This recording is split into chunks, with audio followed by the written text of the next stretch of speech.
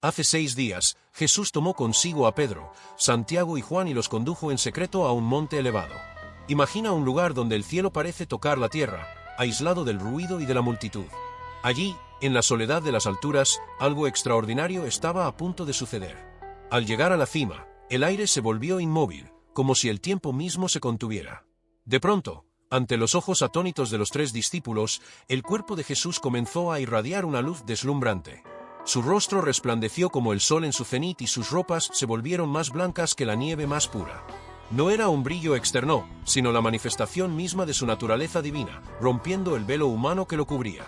Mientras Pedro, Santiago y Juan se encontraban inmersos en aquella claridad que desafiaba toda descripción, la escena adquirió una nueva dimensión. 2 figuras aparecieron junto a Jesús, conversando con él. No eran sombras ni símbolos, sino Moisés, el gran legislador del Sinaí, y Elías, el profeta de fuego. Estos 2 gigantes de la fe, uno muerto hace siglos y el otro arrebatado al cielo sin probar la muerte, se mostraban vivos y gloriosos al lado del Maestro. ¿Qué hacía Moisés, sepultado en un lugar secreto, cara a cara con Jesús? ¿Cómo podía Elías, llevado en un torbellino de fuego, compartir el monte de la revelación? Lo que los discípulos presenciaron aquel día es un espejo de la promesa que trasciende la muerte. En Dios, la vida no termina, se transforma. Moisés representa a los que duermen en el Señor y esperan la resurrección. Elías, a los que serán arrebatados y transformados al venir el Rey. Juntos, anticipan el destino de todo pueblo redimido. Más aún, conversaban con Jesús sobre un tema sorprendente, su éxodo. Esta palabra, tomada del griego y clave para entender el evento, no alude a una simple partida o a la muerte. Hablan de la marcha definitiva, del paso que Jesús cumpliría en Jerusalén, la cruz y la resurrección. Moisés, testigo del primer éxodo que liberó a Israel de Egipto, y Elías, voz profética que clamaba por arrepentimiento, dialogan sobre el mayor éxodo de todos, el que liberaría a la humanidad del pecado. Piensa en el contraste. El monte elegido, alejado de todo, se convierte en portal entre el tiempo y la eternidad. Lo que Moisés vivió en la ladera del Sinaí, lo que Elías dijo en el Carmelo, converge en Cristo. La ley y los profetas, entregados por ellos, hallan cumplimiento en el Verbo encarnado. Moisés ya no es el mediador de una alianza temporal y Elías no es el estandarte de un mensaje incompleto. Ambos se someten al que es el cumplimiento perfecto, el Hijo de Dios. Mientras aquella conversación celeste tenía lugar, los discípulos estaban inmóviles, deslumbrados. No podían pestañear sin temer perder un segundo de la gloria que emanaba del Señor.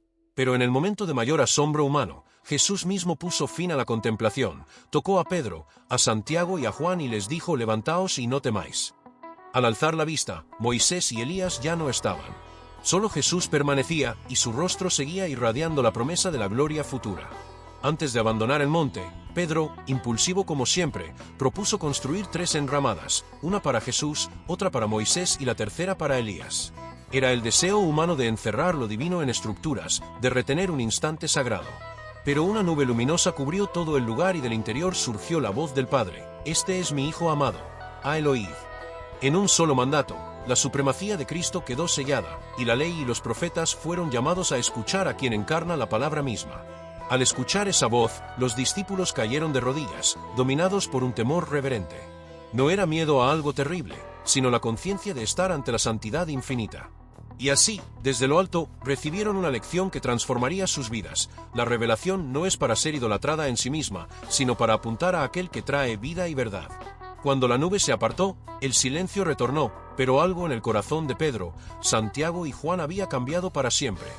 Descendieron del monte escuchando aún el eco de aquella voz, comprendiendo que la gloria más grande no se encuentra en el brillo de un instante, sino en la obediencia que atraviesa el valle de la cruz. Mientras avanzaban pendiente abajo, los discípulos debatían en sus mentes: ¿por qué los escribas dicen que primero debe venir Elías? Recordaban la promesa de Malaquías: «He aquí, yo os envío al profeta Elías antes del día grande del Señor». Y allí mismo habían visto a Elías. Jesús, con mirada serena, les respondió que, efectivamente, Elías vendría para restaurar todas las cosas, pero que ya había venido y no fue reconocido. Juan Bautista había llegado en espíritu y poder de Elías, preparando el camino del Señor. Con esta revelación, los ojos de los discípulos se abrieron a un nuevo entendimiento. El reino de Dios no avanza según los cálculos humanos, ni con poder político o militar, sino por la voluntad de quien vive y reina. Elías había venido en la voz profética de Juan.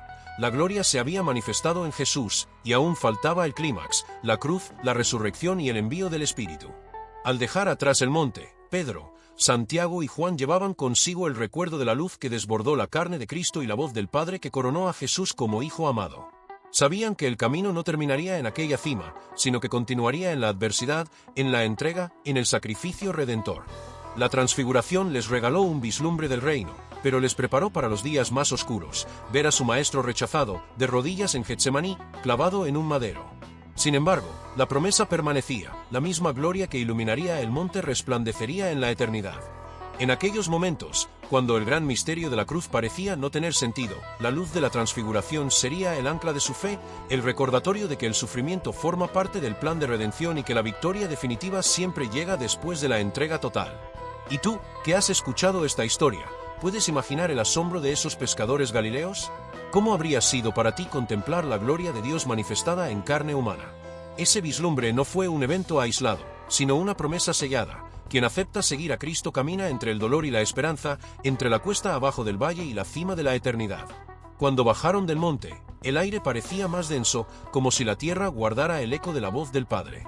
Pedro, aún con el corazón latiendo a 1000 por hora, rompió el silencio. Maestro, ¿por qué guardamos silencio sobre esto y no lo contamos a todos? Pero Jesús lo miró con ternura y advirtió, no digas nada hasta que el Hijo del Hombre haya resucitado de entre los muertos. Aquellas palabras pasaron como un cuchillo por el alma de los discípulos, entenderían el significado de la gloria solo después del dolor. En su descenso, la luz de la transfiguración quedó atrás, pero su resplandor comenzó a germinar en sus espíritus.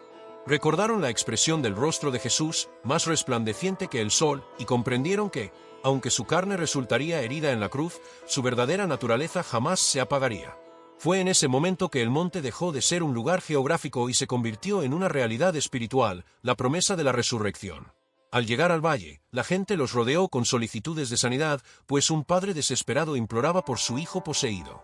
Aquella enfermedad, describen los evangelios, era cruel, convulsiones, gritos, fuego interior. El hombre había buscado ayuda en todos lados y había fracasado. Pedro y compañía intentaron actuar, pero no pudieron. Entonces Jesús reprendió al espíritu impuro y, al instante, el muchacho quedó sano.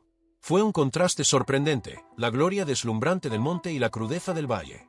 En ambos escenarios, el poder de Cristo se manifestó, pero los discípulos debían aprender a ver más allá de lo espectacular y reconocer la soberanía de Dios en toda circunstancia. Durante la caminata hacia Cafarnaúm, Santiago rompió el hielo. Rabí, ¿por qué no entendimos antes? Pensábamos que el reino vendría con tronos y coronas. Jesús caminó en silencio unos pasos y respondió, el reino de Dios no se mide por apariencias. El reino crece en el terreno de la obediencia y la fe, en lo invisible. Aquellas palabras resonaron como campanas en sus mentes. El poder que vieron en la cumbre no debía convertirse en espectáculo, sino en un incentivo para servir y confiar. Al día siguiente, en una casa humilde, compartieron pan y pez. La sencillez de aquel almuerzo sorprendió a los discípulos, pues aún reflejaban el asombro de días antes. Jesús partió el pan, agradeció y luego enseñó. En la mesa, como en el monte, se revela la gracia de Dios. No olviden que el reino no se declara en grandes edificios, sino en el corazón de cada hombre que recibe lo que no merece. Mientras masticaban, comprendieron que la transfiguración no era un lujo para unos pocos elegidos, sino una promesa extendida a todos. La tercera parte de su viaje los llevó hacia Jerusalén. Cada paso les recordaba las profecías, el Mesías entraría montado en un asno, sería traicionado, juzgado y condenado. ¿Cómo casar aquel Jesús glorioso del monte con el siervo humillado de los salmos? La respuesta llegó en un gesto sencillo. Jesús lavó los pies de cada discípulo, incluso de Judas. Con agua y toalla, demostró que la verdadera realeza se ejerce en el servicio abajado. Pedro quiso impedírselo, jamás permitiré que laves mis pies. Pero Jesús replicó, si no te dejo, no tienes parte conmigo. La lección fue clara, quien mira la gloria sin humillarse, no la comprenderá jamás. Al entrar en Jerusalén, las calles se llenaron de aclamaciones, Hosanna al Hijo de David. Ramas de palma, mantos extendidos. Era el triunfalismo que soñaban los discípulos. Sin embargo, Jesús mantuvo su semblante sereno. Sabía que la ovación sería fugaz. Esa misma tarde, revisaron juntos los salmos de Caín y Jeremías, donde se hablaba del siervo afligido. Así, preparó a sus seguidores para el contraste definitivo, la gloria del monte conducía a la cruz. Al caer la noche, Jesús y los 12 se reunieron en el huerto de Getsemaní. La luna apenas iluminaba los olivos. El aire olía a orégano y tierra mojada. Jesús, solo conmigo mismo en su agonía, sudó gotas de sangre. Pedro, Santiago y Juan, a escasos pasos, combatían el sueño. En la transfiguración vieron la gloria. En Getsemaní, la humanidad quebrantada. Al contemplar a Cristo orando, comprendieron que la obediencia al Padre implicaría un dolor que sobrepasaba toda imaginación. El arresto fue violento. Judas, con un beso, entregó al Maestro. Pedro alzó la espada, cortó la oreja de Malco. Jesús lo sanó y reprendió la violencia. Vuelve tu espada al sitio. ¿Acaso crees que no puedo invocar al Padre, y Él enviaría más de 12 legiones de ángeles? En aquel instante, la estabilidad del universo pendía de un susurro: obedecer al Padre o revelar su poder con ángeles. La elección para Jesús fue clara, y para los discípulos, una prueba de fe mayor que la cumbre del monte. Traído ante el Sanedrín, Pilato y Herodes, Cristo guardó silencio o habló con autoridad. La multitud que antes aclamó, ahora gritaba: «¡Crucifícale!». Así, las dos realidades se encontraron. El respeto de Moisés y Elías, la gloria visible, y la humillación del Gólgota, la última revelación del amor divino. Al ver al Salvador con la corona de espinas, los discípulos pensaron en la palabra del Padre: «Este es mi Hijo amado». Ese abrazo paterno no se quebró en la cruz, lo sustentó hasta el último aliento. Cuando clavaron a Jesús, el velo del templo se rasgó de arriba a abajo. El terremoto hizo temblar las piedras y la muerte vaciló. La transfiguración anticipó ese momento. La humanidad de Jesús participaba de la divinidad en su muerte. El centurión romano, al ver la forma en que expiró, exclamó: «Verdaderamente este hombre era Hijo de Dios». No en un monte, sino en un madero sangriento, se manifestó la gloria suprema.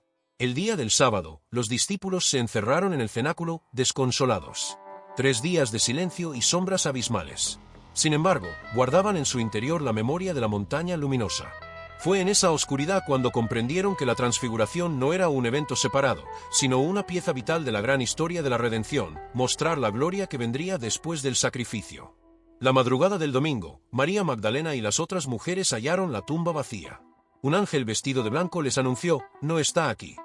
En ese instante, el monte descendió al valle y el valle ascendió al monte. La resurrección fue el clímax de la gran oda divina, confirmando que la muerte no tendría la última palabra. Jesús se apareció a sus discípulos, y uno a uno, sus corazones se inflamaron con la revelación: el reino de Dios no es de este mundo, pero cumple sus promesas en cada corazón dispuesto a creer. Hoy, tú que escuchas esta historia en tu pantalla, eres parte de esa cadena de testigos. La montaña y el valle, el madero y la tumba vacía, hablan de una única verdad: en Cristo, la gloria más alta se revela en el sacrificio más hondo. ¿Estás listo para llevar esa luz al mundo? Acompáñanos en el próximo episodio, donde exploraremos cómo la transfiguración sigue operando en tu vida cotidiana, y cómo tú puedes reflejar esa misma luz en los lugares más oscuros.